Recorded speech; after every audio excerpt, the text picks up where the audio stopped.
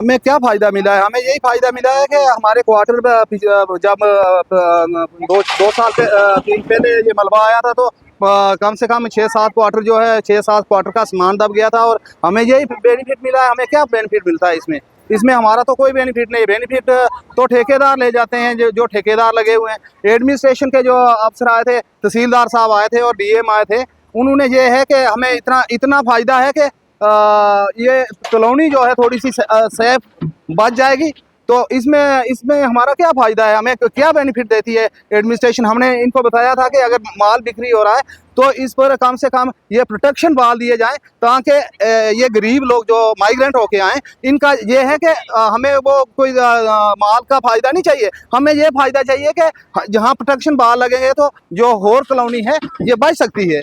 तो इस अभी तक कोई फैसला नहीं आया है। बातों में ही चले जाता है। हम लिख के इनको लिखित में भी दिया हुआ है, आज भी दिया हुआ है, मैंने मेमोरेंडम दिया तो इसके इस नाले के लिए दिया हुआ, इसके नाले का भी दिया हुआ है कि हमें प्रोटेक्शन बहाल दी जाए, ताकि लोग बेचारे जो हैं ये उधर से भी लूट लूट लूट के आए हैं, और यहाँ नाले से भेज जाएंगे, मर जाएंगे, और पूछने वाला कोई नहीं है।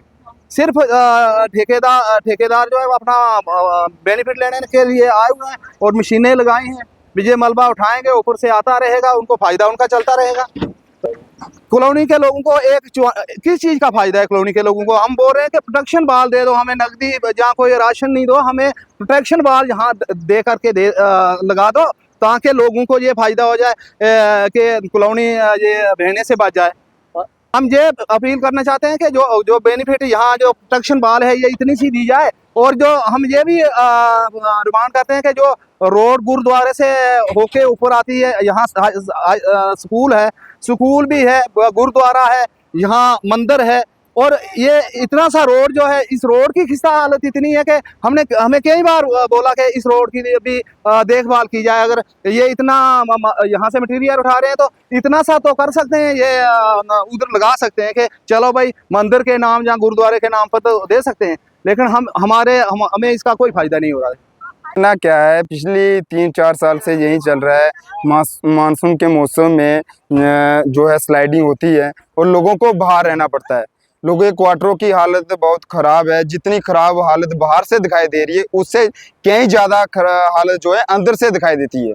और मैं बताऊं, जैसे रात को बारिश होती है, लोग क्वार्टर के अंदर नहीं सोते हैं, बाहर खड़े रहते हैं, कहीं ना कहीं के दोबारा से लैंडस्लाइडिंग होगी, आगे से नाला बिल्कुल भरा हुआ है, वापिस से होगा तो शायद बहुत सी कॉलोनियों को लेकर नाला जो है ले जाएगा बहुत सी कॉलोनियों को। इस पर बहुत जो विचार करने वाली बात है। और दूसरी बात जो है कि हर बार जहाँ से मटेरियल उठाकर लाखों करोड़ों रुपए में बेचा जाता है, लेकिन कॉलोनियों के लिए देखो आप, बीच में कॉलोनियों के ऊपर जो टीन्स है बिल्कुल डैमेज हो चुकी है। कम से कम दो चार टीनें हर एक क्वार्टर को प्रोवाइड करवाई जाएँ, तरपाल प्रोवाइड करवाई जाएँ, ताकि लोग अच्छे से रह सकें। लेकिन उस पर भी जो है एडमिनिस्ट्रेशन का कोई भी ध्यान नहीं है। उसके बाद हमने पिछले प्रोटेस्ट किया था, अपने लोगों को लेकर प्रोटेस्ट किया था। लाइट का बहुत बड़ा इशू था तलवाड़ा के अंदर। उसके बाद हमारा राशन का बहुत बड़ा इशू है। हमारी 84 फैमिलीज की लिस्ट जो है, आज तक उन लोगों को बेचारों के एक पाव राशन नहीं मिला है, उनका बहुत बड़ा इशू है। हमारे इशू चलते रहते हैं। लेकिन बरसात का मौसम है, ये जो लैंडस्लाइडिंग है, इसका अगर जो मटीरियल जो क्रैशर वाले उठा कर ले जा रहे हैं, तो क्रैशर वाले कम से कम हमें प्रोटेक्शन दे दें। कम से कम यहाँ पर क्रेड लगवा दिए जाए, जहाँ आरसीसी करके थोड़ा सा इसको बढ़ाया जाए, ताकि जो मटेरियल है कॉलोनी की तरफ ना जाए, नाले की तरफ ही जाए।